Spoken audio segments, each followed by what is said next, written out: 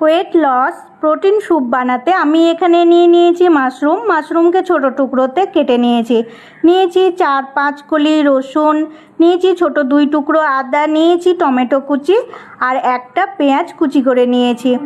কড়াইয়ে দিয়ে দিলাম 1/2 টিস্পুন মতো বাটার মেল্ট হয়ে গেলে তাতে অ্যাড করে দিলাম রসুনের কলি, পেঁয়াজ, টমেটো, আদার টুকরো আর মাশরুমগুলো। সব উপকরণকে ভালোভাবে নাড়াচাড়া করে লিড দিয়ে ঢেকে দিলাম।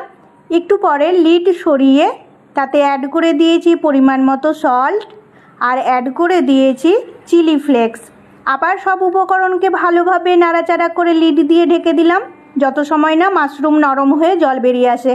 একটু পরে লিড সরিয়ে দেখি মাশরুম নরম হয়ে গেছে আর সেখান থেকে জলও বেরিয়ে এসেছে।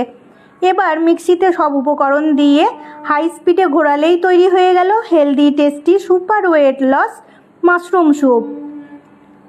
এই স্যুপ আমি পরিবেশন করে দিয়েছি বাটিতে আর উপর দিয়ে ছড়িয়ে দিয়েছি অরিগ্যানো, যাতে টেস্ট ফ্লেভার দুটোই বেড়ে যায়, আর সাথে দিয়ে দিয়েছি শসার স্লাইস। এই স্যুপ আমি এনজয় করেছি ফ্যামিলির সাথে ডিনারে।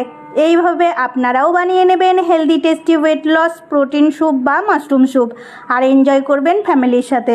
আর আমার এই রেসিপি যদি আপনাদের ভালো লেগে থাকে তাহলে লাইক দেবেন, কমেন্টে জানিয়ে যাবেন আর শেয়ার করে দেবেন আপনার সমস্ত বন্ধুদের সাথে।